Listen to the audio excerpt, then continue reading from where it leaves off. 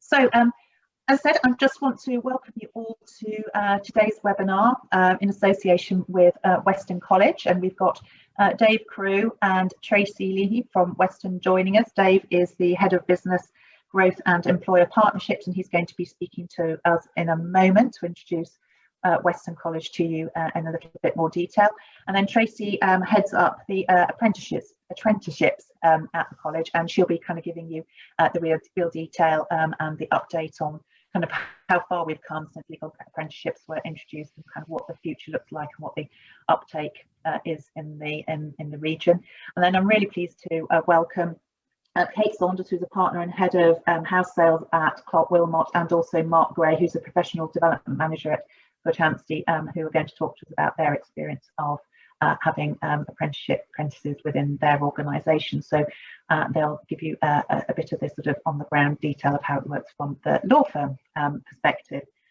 So without further ado, I think I'll come off camera and I'll hand you over to Dave, who's going to get today's session going.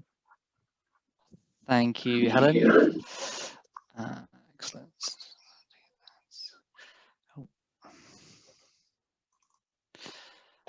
Perfect. Okay, so Mark, if you wouldn't mind just give me a thumbs up if you can see that on the screen.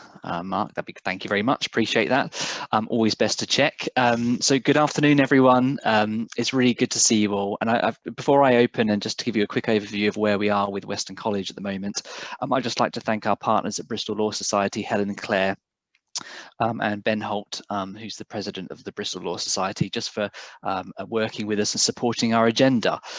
So as Helen mentioned, the theme of today is to really take stock around apprenticeships. 3 years since the apprenticeship levy was introduced.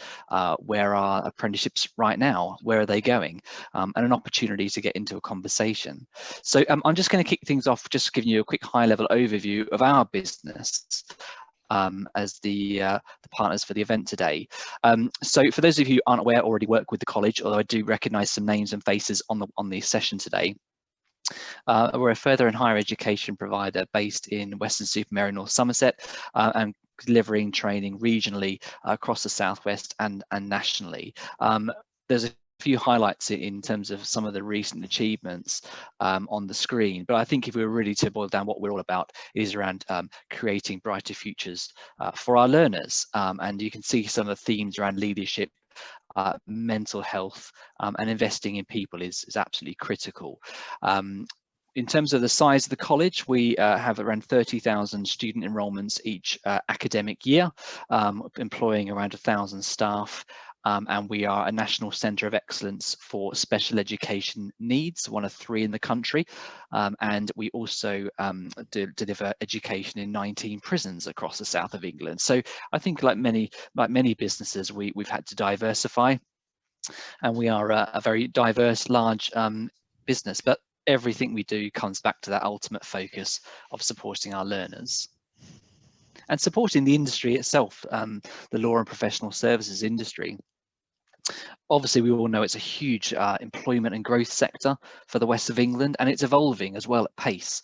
And in 2017, we decided to open a Law and Professional Services Academy to invest, not only to provide state-of-the-art facilities, but we're also aware of the thousands of young people and people of all ages that live in around the Western North Somerset area, a short train ride from Bristol and other areas like Taunton in the southwest. So we opened that, and we've really focused on those courses that you can see on the screen, and it has kick-started some real growth for us, including creating a university town in Weston-super-Mare, which has been recognised with a gold standard of education.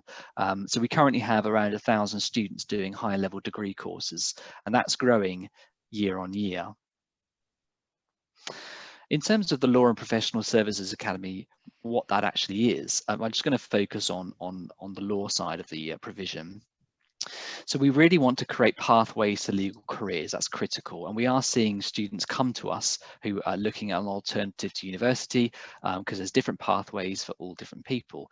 And we've recently grown our SILEX provision significantly, actually, and you can see on the left hand side there the different levels of courses. and I'll go through some more specifics about that in a moment. But you can see the breadth of courses that we offer there really do give people options, modular-based options. And we also offer a law degree first year at our university, with our students then often progressing to years 2 and 3 with UE Bristol. And we have a very strong partnership. We're very proud to work in partnership with UE Bristol as our university partner. Listening to industry is absolutely key. You don't grow your provision without having a close alignment with your customers. And we have a law industry advisory board that's myself and Helen George, Dean of Faculty, who's with us today, co-chair, and some of the businesses who are joining us on the call are part of that.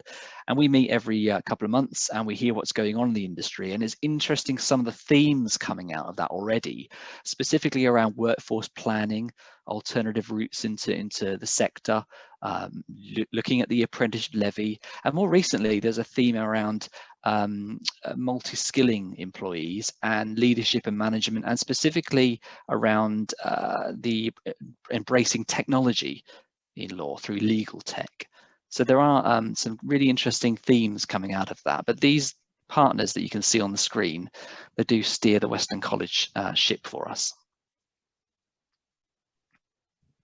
And I talked about growth. I think that one of the things that we're quite proud of is that we exceed the national benchmarks in SILEX exams at level 3 and 6, and their recent results. And the results really have been outstanding. And that provision has been steadily growing for the past 2.5 years now. And we are, by delivering courses online, we're an accessible SILEX training provider, and we also look at paralegal and chartered legal executive apprenticeships. Colleague Tracy will go through that with you in a few moments. Currently, as I speak to you now, we've got 85 law students on programme. Of course, we've had many more since 2017 as they've finished their courses with us, but that just gives you an idea of the number of people. And actually, we have grown during the pandemic, so which is great to see that our students are sharing that story, including Daisy, who you can see on the top right, who is on her journey to become a legal executive. So we're really proud to work with people such as Daisy.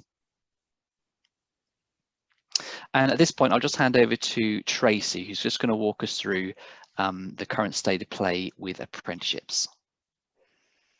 Thank you, Dave. My name's Tracy Leahy. I head up the apprenticeship sales and recruitment at Weston College. I've been involved with in the apprenticeship sort of arena for about 10 years now, obviously straight from school. And I've seen sort of many changes and challenges in the sector, obviously none so more now for businesses. However, I feel apprenticeships can support that COVID recovery. So I'm just going to sort of talk you through some key facts around apprenticeships. So I do apologise up front if you're already well up to speed what is an apprenticeship and how it works. But I think just recently we've just been having more and more conversations with employers, because I think you tend to talk more over the phone. And that's what we've been doing to sort of continue that interaction with the employers during this time. And actually some are still thinking it's a voluntary placement and things like that. So I just thought it's important to cover off some facts. So an apprenticeship itself is on-the-job training from 16 years upwards. Actually, it's open for new recruits or upskilling existing staff. And our oldest apprentice who's on programme at the moment is actually 67 years old, still working in the care sector, but still wanting to qualify and continue learning in their current job role. At this moment in time, there are over 480 apprenticeship standards available across many sectors. And just to buff, I guess, one of the myths around, a lot of them are flexible start dates. They don't all just start in the September. So they're flexible. You can go right up to a degree level as well. And actually, for some of them, you don't actually need to step foot into a college. Obviously, at the moment, we're virtual delivery. However, a lot of the learning is on the job, which can be done in the workplace. Just moving on to around how the funding side of it works, which is obviously really key on how you can support new employees or your existing ones. So employers are split into two camps basically. So we've got employers who have a large wage bill in excess of 3 million, and they're known as a levy employer.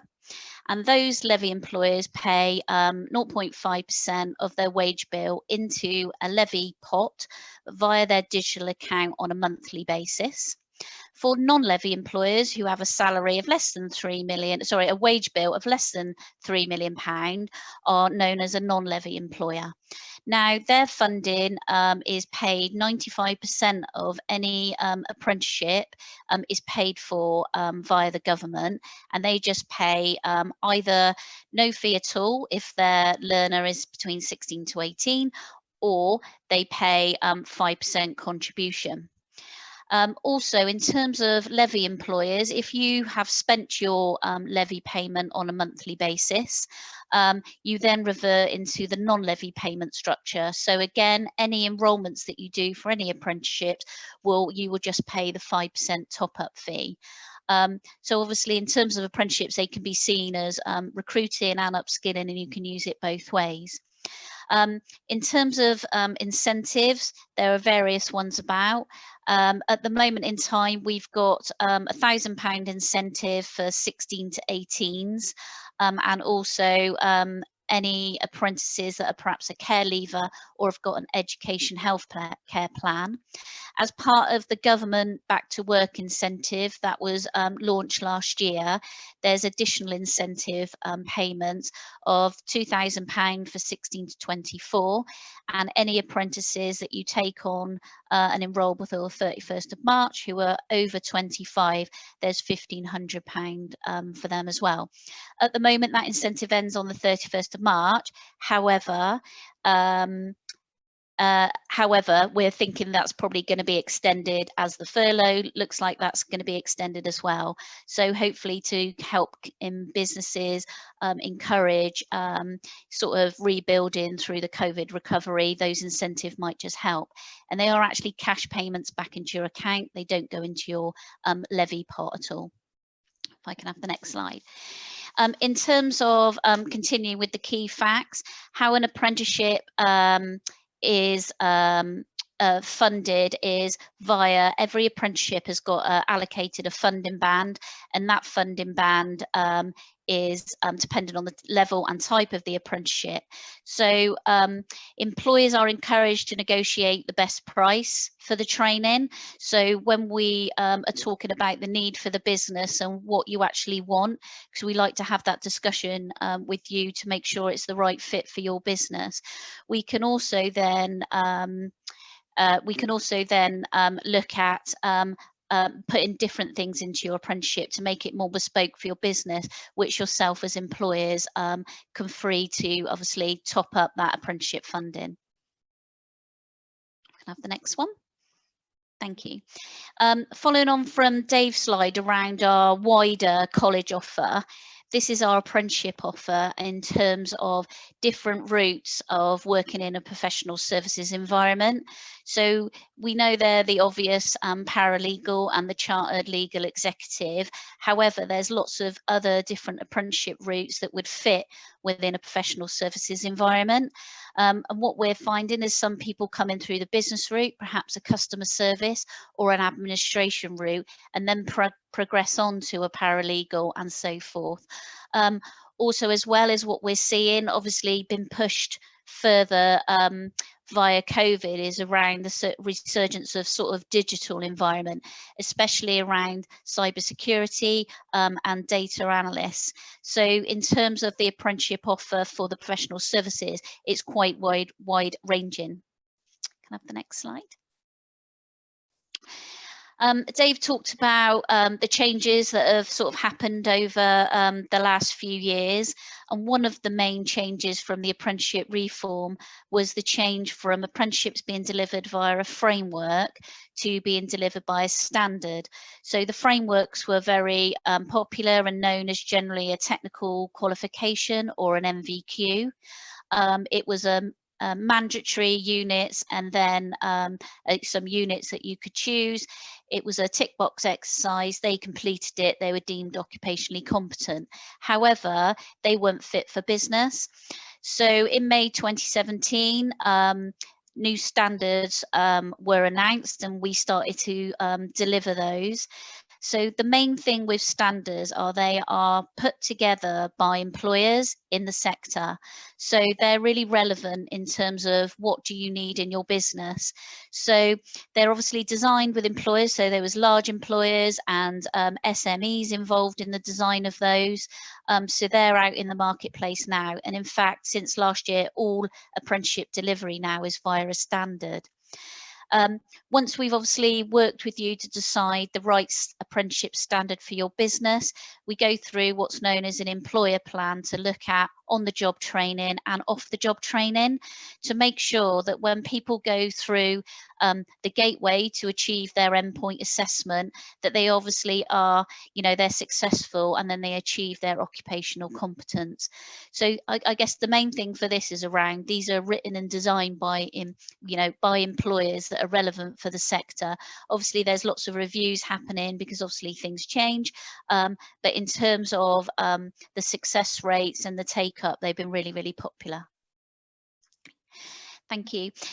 In terms of, I guess, how Weston College can support with apprenticeships, we've got an apprenticeship hub within the college, which I head up with my team. So we've got some employer guidance clinics that we can help you in terms of your workforce planning and help you unpick the funding side of it, so we can take that sort of administration away from you. But it's around, we can also work with you in terms of a training needs analysis, because we know there's skill shortages in a lot of different sectors, but we can work with you to look at your your recruitment, both for new apprentices and existing staff, in terms of training needs analysis. We can just help you sort of unpick some of that information and how apprenticeships can help within your business. Also what we do is around not just talk about apprenticeships, obviously just going back to what Dave was saying around the other offers that we've got, we can then talk to you about, there might be some just short online CPD, we can access some adult education funding as well, and that might be on mental health or way of being, it might be on a short snappy digital skills, but that's just something else that we can help and advise on as well. Thank you. So in terms of the business benefits, which I guess you would be interested in, hopefully Kate and Mark from our employers will obviously share with you more about how apprentices have benefited their business. For me, it's about, attracting that new talent into your business, people with fresh ideas who've got different skill sets, who might look at things differently. They're a really good way of helping staff retention with loyalty, because you can upskill and people, you can see people progress and really embed in your business. Like I've said before, in terms of skill shortages, that you're building your workforce for the future and embedding them in your business. And obviously we can take people from a level 2 right up to degree level, or they can hop on and hop off at various points as well. But it's all about how apprentices can shape and grow in your business. So I'll hand back over to Dave now. Thank you, Tracy. Appreciate that.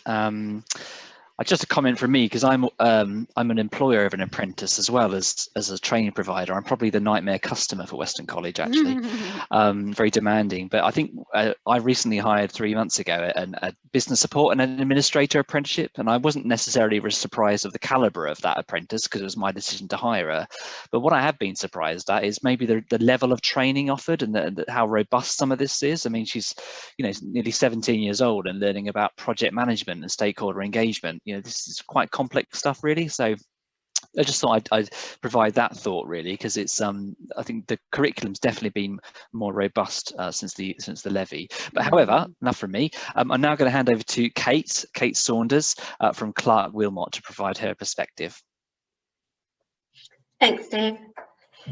So I'm here to talk about apprenticeships at Clark Wilmot. So firstly, if I just tell you a little bit about us, if we could have the next slide. So we were established in 1888 in the Southwest in our Taunton office, and we now have 7 offices across the country. We're made up of over 650 employees, and we have over 100 partners. And we have 21 specialist teams across 5 specific divisions in the firm, so quite a wide variety of work that we cover.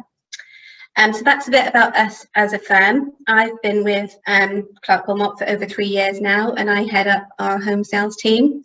I have over 35 people in the team, and it's made up of associates, solicitors, conveyancers, assistants, legal and financial, IT developers, and also apprentices. So even within my team, there are numerous opportunities for apprentices. So as well as having legal apprenticeships, I can also facilitate business administration and IT apprenticeships. But why would I recommend having apprentices? So we can have the next slide.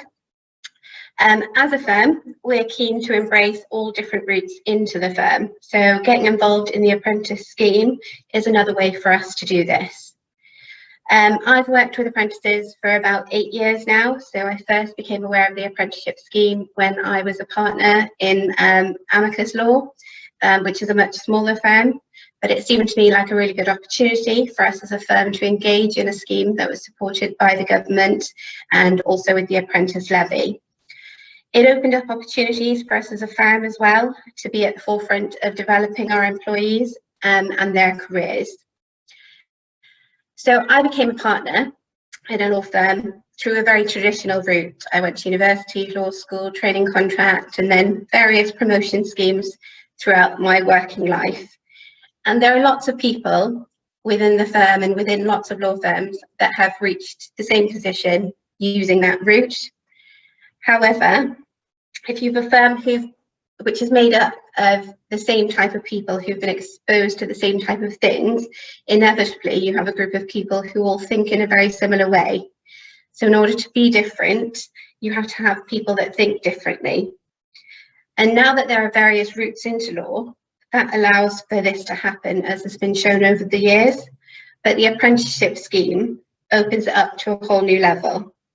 So you're taking people who are sometimes school leavers, sometimes not, people who've decided that the traditional route just isn't for them, or people who want to take some time out and really think about what it is they want to do whilst doing a qualification, or people who just want to learn more about a specific work environment before signing up to a career. And in my experience, our apprentices bring a very different energy to our team. So my current apprentice is an integral part of our team. She works with our site setup lawyers on a day-to-day basis. And during her time with us, she's been involved in a number of projects in the team. And as part of her apprenticeship, she had to provide a project from start to finish, which she's done. And she actually found an IT application that was being used in another area of the business and showed us how we could adapt that to use it within our team, which has worked out really well. And the reality is, the chances of any of us having the time to do that are very slim. So having an apprentice on the team who had to find a project to do worked out really well for us. But it's not just my team that have apprentices at CW. We've had apprentices in commercial property, and we're currently looking for IT apprentices and apprentices for our marketing and business development team. I think sometimes it's important for people to realise that there are a multitude of roles within a law firm, and that it's not just about being a lawyer. Firms are obviously have IT departments, marketing departments, accounts departments. So we just need to be aware, I think, of the fact that there are other apprenticeships which we could be considering for our legal firms. So what have we learned since having apprentices at Clark Wilmot? I think one of the most important things we've learned is that it's really important to have a good relationship with the college that we're working with. especially if it's something that's quite new to the firm. So we work with Weston College, and they've been great in supporting us as a firm to navigate the apprenticeship scheme and the apprenticeship levy and how all of that works. Their team are always on hand to assist us, and we had great links with them anyway, because a number of our employees are studying SILEX with them. But since the involvement with the apprenticeship scheme, that relationship has definitely developed. So my advice would be to make sure, if you're going to do this, that you invest the time at the beginning with the college that you're going to work with, to make sure that you're all on the same page and that you know where you are with things. The benefits of being an apprentice, I think that it gives the individuals an opportunity to gain on-the-job transferable business skills and demonstrate their ability to juggle work and studies to their employers. And also they gain a confidence and independence in themselves whilst they're in a work setting. But having never been an apprentice, I'm probably not the best person or best placed to tell you what the benefits are. So I did actually ask one of our apprentices for some feedback. And she said, over the past few years, over the past year and few months, I've found that being an apprentice is definitely worthwhile and definitely a career path I would highly recommend. Being an apprentice has meant that I have been able to gain invaluable practical experience, as well as being able to study for a qualification at Weston. I found that being an apprentice and being in a working environment has made me more confident and organised in myself and my decisions, particularly as there is a lot of responsibility involved. I've also found that this apprenticeship has encouraged me to become more independent, especially when carrying out my day-to-day tasks and when completing my college work. The best thing about an apprenticeship is that the job aspect and education aspect are merged into one, so it doesn't necessarily feel like you're completing a qualification.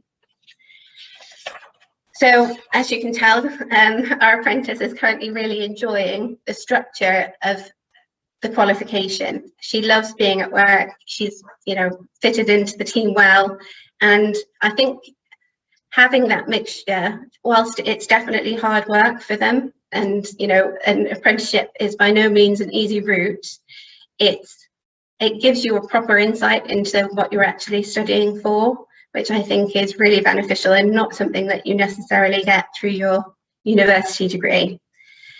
The benefit for us is, as I've said previously, is that it gives us an insight into different viewpoints to those who have gone down a purely academic route. So as they learn from us, we can also learn from them. I would say that on occasion, we find ourselves as a team doing something a certain way because that's just the way that we've always done it, and we just don't have time to stop and think about, should we change this process? Apprentices, I would say, approach things from a different perspective to perhaps other members of the team, and they're more willing to perhaps question the processes and why we're doing things a certain way. Obviously, we have trainees in the team as well, and they ask questions, but perhaps of a different nature, and they're more on specific legal points. So having the two different types of members of staff, it allows us to have a more diverse team, and having a mixture of people and opinions, I think, is what makes a really good team. From a personal perspective, I am very passionate about other people's development. It's hugely rewarding having an apprentice and watching them develop and embrace the opportunities that are available to them. And I see that as a really important part of my role as a partner and head of team at Clark Wilmot. Additional considerations if you're thinking of having an apprentice is the reality is it's not always going to work out. So there's going to be occasions, where you both enter into that apprenticeship and you're both really excited and positive, but for whatever reason, it just doesn't work out. It's not the right fit for them or you. But I would say don't let that put you off, because when it does work out, it is hugely beneficial to both parties. And ultimately, once you've invested the time in this individual and helped them through their apprenticeship, if you are lucky enough to have a position at the end of their apprenticeship, you get to offer that to them and keep them as an employee of the future, So it is an investment, but it's an investment for the firm and its future recruitment as well. Future opportunities for us as a firm with the apprenticeship scheme.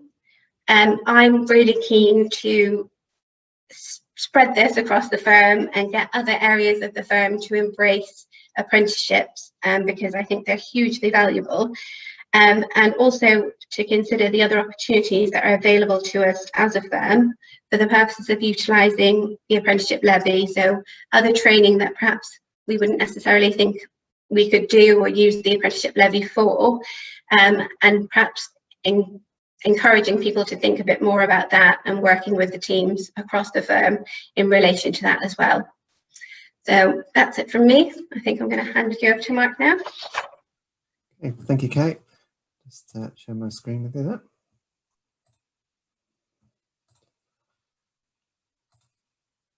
All right, so you should be able to see my screen there now. Hopefully somebody can give me a thumbs up that that's the case. Great, lots of thumbs going up. Brilliant, thank you.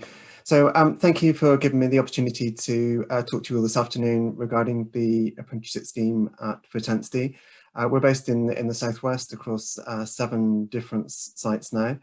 I've worked with the firm for 14 years now, and that's been as a professional development manager, and prior to that as a trainer for the firm.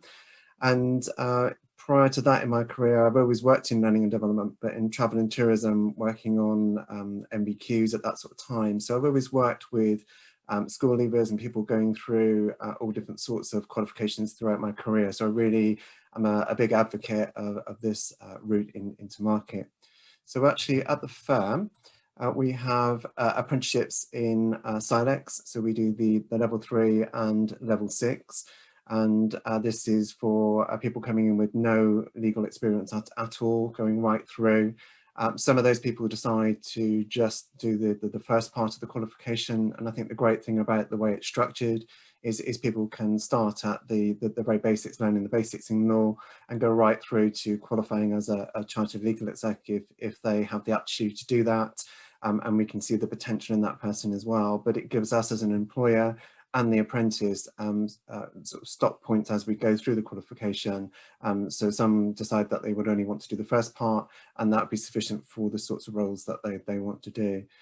We've also started doing quite a few apprenticeships in business administration level 3, and this is working really well in our legal teams, where we never thought of particularly putting business administrators in until probably 2 or 3 years ago. We used to do them in our professional support teams, but never in the legal teams. And they've become a real asset for us now in the legal teams, doing the admin work that is generated from a really busy legal team. And what we found from those business administration people is they have really demonstrated their worth to us as a business, and pretty much all of them have gone on to now start their chartered legal exec qualifications as a result of coming into the business at business administration level 3. We also work with accountancy for the AAT qualification for people in our accounts team. And we've just started to trial now the management style apprenticeships, working with ILM as well, to see how that works in terms of upskilling. So a range of apprenticeships that we have currently. We see this as a program that will only grow as a levy paying client. There's a significant amount of money going into that pot on a monthly basis. And it really would be a shame if we were to not invest in our people and use that levy pot that's going in on a monthly basis. So the value for apprenticeships, both to us and to the apprentices, well, I think first of all, as Kate was talking about in her talk, it really gives an alternative career path into law for people who are interested in starting a career different to going down the traditional university placement and also the training contract. I think it's fair to say there are a lot of students coming out of university who are coming out with law degrees trying to chase very few training contract places. So it's become a really hard thing to get. So some really good candidates who are not even getting to the interview stage of a training contract placement. And what this gives is people an alternative. So we see new people coming into the business that are recruited purely as apprentices, and they come straight in from not just from college, but at all age groups. It's not just for school leavers here. But we also see this as a way of upskilling our existing workforce. So we have several people who started with us in the business, have been with us for many years, who have decided that they would like to then qualify as a chartered legal executive. We have somebody currently, she started as a filing clerk with us way back in the day, has worked her way through the business and is now just about to qualify as a chartered legal exec. And I think she tells a really good story. It's National Apprenticeship Week coming up, and we're going to be putting out some videos and some further material in that Apprenticeship Week. And one of those would be some interviews with two of our apprentices who've got very different stories to tell. One is a school leaver, one is a mum returning back to work again, who's gone on to qualify. So some really interesting stories there for them. But I think it really opens up, as Kate was saying, the diversity within the industry. There's very different thinking, and it really opens up places where if you were traditionally going to go down a university route, that's not an option that's open to everybody. This opens up the pathway where you can learn and earn a wage at the same time, and it's all done in the workplace. I think a lot of people think of apprenticeships as just being for school leavers or somebody new coming into the business, whereas actually we found it a really useful source for upskilling our existing staff. And as I say, I'm looking now at the management side of things and all of the different standards that are out there now.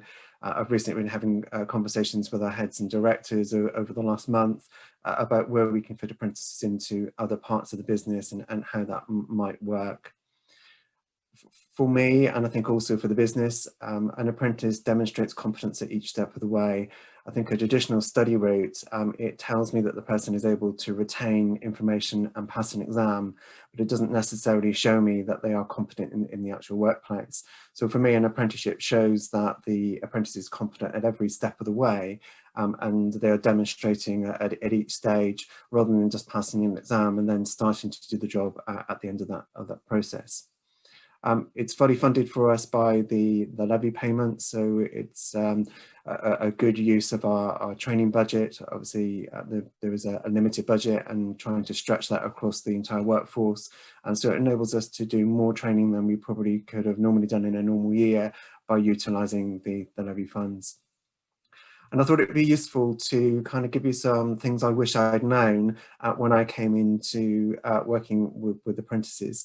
And I thought maybe the elephant in the room, and one of the ones I probably spend more time talking about with potential people doing an apprenticeship, is the 20% off the job training. So if we had somebody working 5 days a week, 20% of that week is off the job to work on their apprenticeships. And that really gives people the opportunity to really study as opposed to self-study where they're trying to do it in the evenings and weekends. And they have that dedicated day where they can actually really concentrate on those studies. But it does pose some problems on an operational level being in the workplace. And originally, when we had the 20%, we thought that was a rigid one day per week. It doesn't have to be that way. You can structure it as you wish, providing that the 20% across the whole of the apprenticeship is there. So for example, we could do 2 half days in a week, or we could do 2 days in one week and none in another, a couple of hours at the end of each day. There is some talk in some of the apprenticeships of front loading it with universities or colleges. So they would do the 20% off the job training before they even start with you as a law firm, and then they're with you solely in the office five days a week. So that 20%, although it can be a blocker, you can make it work. We've got some very successful areas of the business where it works very, very well, but there are some areas where the 20% just doesn't quite work that particular job role. So there are pros and cons on that one. I would say the first 6 months, particularly with school leavers, can be quite intensive with supervision. It's the first time that this person has ever worked in a workplace, and I remember having a conversation with one student who was almost to the point of tears that they had to get on a train from Plymouth to Exeter. They'd never caught a train before. They didn't know what they had to do. They didn't know how they had to do this with the tickets. And I think it's taking yourself back to what it was like to be 16. I think very long time ago for me, but what was it like when I first left school, and what didn't I know at that moment in time? The other side of that, though, is it can be really rewarding to see that person grow. So the first 6 months, yes, they might be intensive in terms of supervision, and it really depends on the candidate. We've had some really great candidates who've just hit the ground running, and others who have needed a little bit more steering to get to that point. But it's really rewarding, not only for me and to see that person grow, but also for the team members. There's a lot of engagement from the team who all seem to want to take ownership of developing that apprentice that are working with them. And the biggest joy for me is perhaps seeing them 2 years later when I've barely recognized them as a person, because they've morphed from somebody who was having no skills, very timid, to really competent, really kind of really well turned out and great person, and a real asset to the business. I think I would echo what Kate was talking about in terms of your providers. The working relationship that we have, not only with Weston College, but our other apprenticeship providers is really important, and building up that rapport, and also the provider understanding you as a business, I think is really important. All of our providers do part of the recruitment for us, so they will pre-sift and they will send through to us the candidates that they know are a really good fit for our business, and what we are looking for from a candidate in terms of grades and the all-round package. So that really does save our recruitment team quite a bit of time in terms of sifting the initial applications, but also over the years, we really understand each other as providers and us as a law firm as to what we're looking for and what we're looking to achieve from the apprenticeship programme. And I think also for us as an apprenticeship provider here, we are looking to retain that person at the end. We're not looking to use apprenticeships as a cheap resource to fill a particular gap. We're looking to put the person through the apprenticeship with a view of actually keeping them at the end. And that might be staying in the same sort of roles as we recruited for, or as I talked about earlier with the business administration side of things. We've taken people on in business admin who have then gone on to go and qualify as chartered legal exec. So it's a really good gateway, and it really enables that person to shine, and we can see what that person is like and what they're capable of over the period of their apprenticeship. So that's really all I wanted to talk to you about on apprentices, but I would certainly advocate bringing an apprentice into your business. I think they are a real asset, and they really give a different dimension to what they can bring to the workplace. Thank you.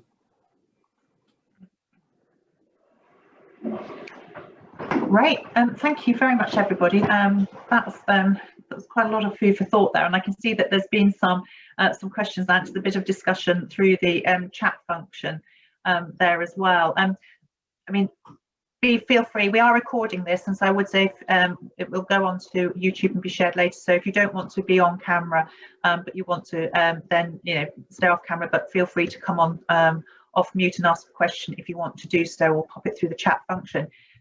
Maybe a starter for 10, if that's okay from me. My background is very much from the sort of traditional sort of training contract side, and I'm just thinking about particularly smaller law firms. Traditionally they sometimes might share a trainee. Can you share an apprentice in the same way at all? I'm just wondering about, say, if you're a sole practitioner looking to take on a side that you might feel that you can only provide experience in one particular area. Well, there's you have to be employed under a minimum sort of hours contract. However, we do partner with shared apprenticeship company. So what they do is it works very well in the construction industry, a bit like the example you're giving, Helen, where they might just have work for 6 months, for example, but they want to take an apprentice on, and then shared apprenticeship company then find another employer to take them on for, say, another 6 months or the duration of their apprenticeship. So there is that opportunity there. Like you said, perhaps there's only a certain element of an apprenticeship that you would cover in your workplace. So there are those options available. Oh, well, that's good to know. And I mean, in terms of, and again, I'm just wondering whether this is something that's changed since kind of it was introduced. But I think certainly I remember sort of 3 or 4 years ago going along to events and thinking there was probably doesn't sound as if there was as much flexibility as has been suggested today in terms of jumping off and going from one form of apprenticeship to another. So I don't know, say if you went down the Silex route, that could be quite a commitment, couldn't it, for somebody in terms of length of time? But it sounds like there might be jumping off points, and that's much more flexible than it was in the past. Yeah. So, for example, for the chartered legal exec, which I think is 5 years, that if people are obviously pre-qualified, we can take into account at any level now any prior qualifications. And that might shorten your length of duration on the apprenticeship. So any prior knowledge, when we sit down with a potential candidate or an employee, especially if they're upskilling in their business, there might be people who've already got some experience or, done A-levels or some sort of qualification. So their prior skills and knowledge will be taken into consideration. So their apprenticeship duration might be shortened, and also that would be reflected in the payment in terms of the funding band as well. Okay, that's great. And the other thing that I was interested in, both from your perspective as provider, but also Mark and Kate, what's the sense do you get of how apprentices have coped with kind of the pandemic? Because again, we hear that sort of so much of it's face-to-face learning, isn't it, at crucial stages, and that osmosis that you have with being with people. And I just wonder what effect the current climate that we're operating in has had. If I can bring Helen George in there, Helen's the Dean of Faculty, so she could talk about the learner experience and I guess our experience, and then perhaps hand over to Mark and Kate, if that's all right with you, Helen. Yeah, perfectly. And over to you, Helen. Yeah, I mean, from the learner experience, obviously we're now digital and delivering our sort of sessions digitally. We also have recorded sessions anyway, and a huge bank of those. But yeah, I mean, our virtual assessor visits are virtual as well. We have had some advisory boards and feedback from Kate, and she'll talk to you in a second about, the challenges that you were talking about, Helen, about the sort of, the issues with lack of supervision, for example. But our apprentices, they're coping very well at the moment, and they're finding that the firms that they're within give them tons of support. And that, I mean, Kate and Mark will tell you a bit more now, but from our perspective, our learners are coping well. I think the realization that this might be a change which stays in terms of how much time they spend in the office versus how much time they're at home. I think it's a lot of firms are feeding back that they are looking into new ways of working now. So we have to adapt to that, and our apprentices will have to adapt to that, and we need to find solutions to it together. But I'll let you give your experiences, Mark and Kate. So, so certainly from our experience, I would say that they are also really coping really well, and I think the providers have adapted fairly quickly to providing things online and doing the sort of formats that we're doing through Zoom. But also it's opened up for us. We are based so in the far southwest. We're down in Truro, then we stretch up to London, Southampton, and we're all over the southwest. And what actually the online content has done is actually opened up other providers such as Weston, for example, who are now doing things online, whereas we were only able to send students to Weston who were in the catchment area of Weston. So it would be people in our Taunton and Bristol offices that we would send. Now there's online delivery. It really opens it up. Doesn't matter where they are based in our offices. So actually there's been some benefits in terms of things switching to online delivery. We've also recruited throughout the pandemic, and we've just got some new apprentices starting next month again, and they seem to have adapted really quite well to never actually being into one of our offices, never meeting the actual person face to face, which is just a really odd situation that you'll start a job and never actually meet somebody in person. You've only ever seen them via a camera. But I think the key is to stay in really close contact with that person, give them lots of supervision, lots of support. And we have we have all sorts of kind of meetings, and my team, for example, have just a social call once a week where we just have half an hour where we just talk about anything and everything. It's not business based. It's just the sorts of conversations we would have if we were going to get a cup of coffee in the kitchen, those sorts of things. So it's having those touch points and making sure that that person is fully supervised, knows that they can actually go to somebody for help if they need it. And I think I would just probably reiterate what Mark said. You know, we've all had to find new ways of working.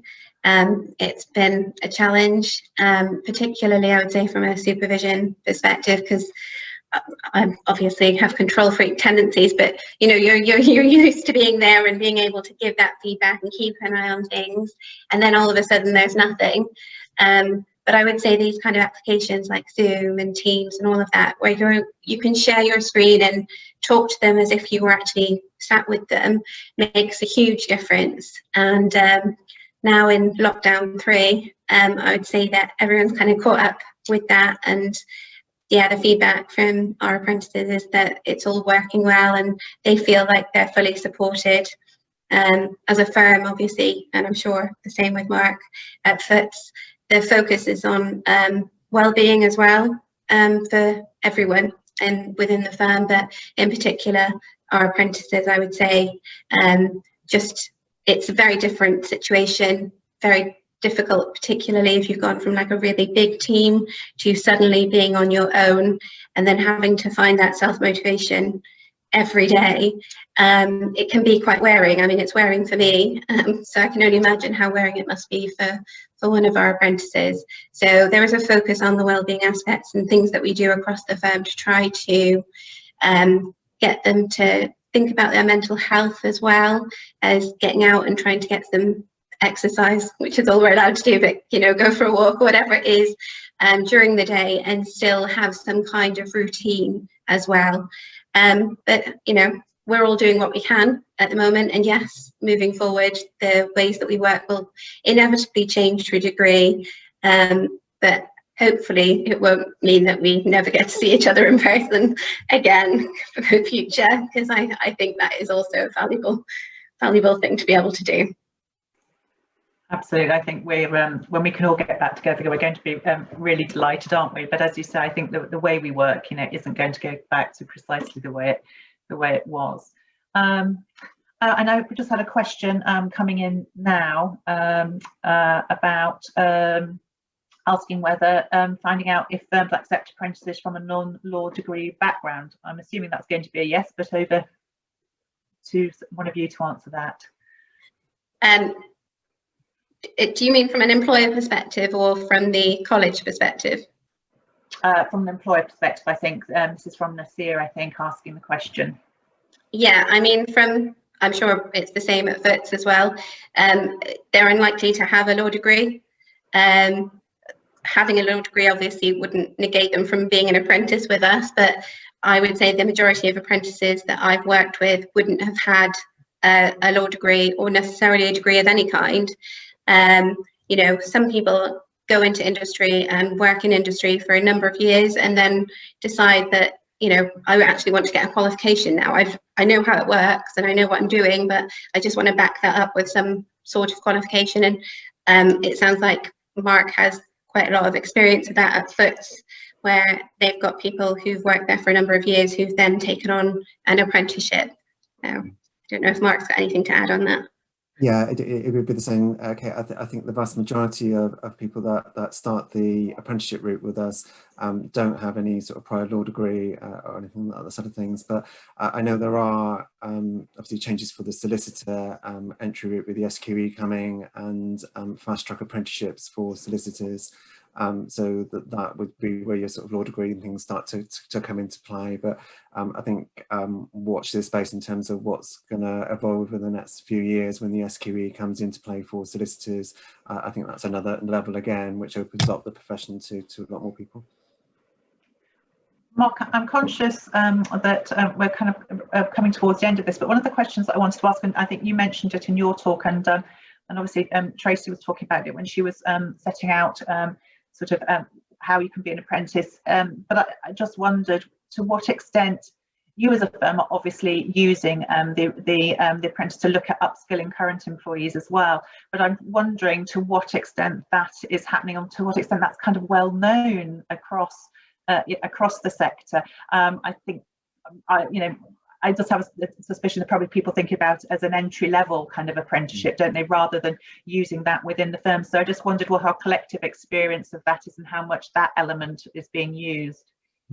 I would say I probably would agree with you there. I think the vast majority of people think it is only for new people coming into the business, and that you can't use that funds to upskill your existing workforce. I mean, it's balanced against that 20% off the job training. So if you do have an existing member of staff who is pivotal for that particular team, then you do have to factor in the fact that you will lose that person for 20% of the week to work on the apprenticeship. So it doesn't suit every role, but some of the teams, it really works really well with us. We have Enable Law, which is part of the Anstey umbrella company, and in our Enable Law and mental capacity sort of teams, we've got 2 or 3 people that are working through apprenticeships, and it does fits that model really, really well. That's really interesting. Tracy and Dave, or Helen, I don't know if you want to have any final words to wrap up before I say thank you to you all. I mean, just something from me, Helen. I suppose that it's about, we've heard some really good examples of how firms have embraced apprenticeships, but I think my advice is just make it your own as well, in the same way that Kate and Mark have. Because ultimately you've got the qualifications and the training providers out there, but I think it really starts with how you want to create your workforce and what's your vision for your program. And we're seeing brilliant examples of firms across the country really creating their own bespoke version of their apprenticeship program. And it's really good for me to see this fitting into a wider recruitment strategy. So because there's different entry routes for different people and different roles within firms, and I think that it's come on so much. I mean, thank you to the team at Weston, and Mark and Kate for contributing. It just goes to show that there's loads of advice out there. It's just a phone call or an email away. Helen? Yeah, no, I was just wondering if we had covered, what next, if anyone from the webinar today wanted to find out a bit more. I suppose closing with a what next, how can they, what could they do to sort of explore it further? Tracy, did you want to sort of mention sort of typical ways of it would work? Yeah, sure. So we've obviously got inquiry forms on our website. Obviously, you can contact, myself, Helen or Dave via our email, and we'll add these onto the slides because I think they're going to be circulated to anyone anyway, all our contact details. And I'm sure, Mark and Kate will be happy to sort of have further conversations if anyone's got any inquiries or queries from sort of an employer's side of it rather than from sort of our side of it. But yeah, we're just here and happy to help, whether it be about apprenticeships or something standalone or about the funding. I guess at this moment in time, we would normally love to come out and see you in your business. But at the moment, we're sort of virtually looking in through the window. So, but I guess it's just like we're here to help anyway.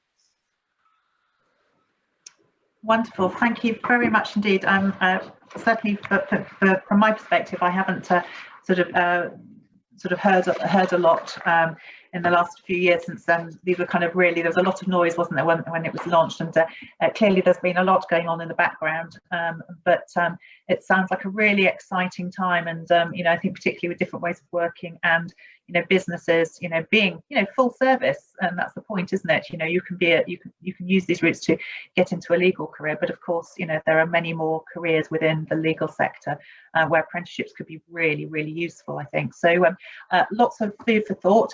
As said, we have recorded this, so this will be going live later on today. So everybody who has attended today or signed up, we'll send you a link to the video so you can watch it again at your leisure, and there'll be all the slides and details of our speakers. So as Tracy has said, if you do want to follow up, then please do so. But in the meantime, I'd just really like to thank all of our panel speakers today for taking the time to talk to us, and a great session. So thank you very much indeed.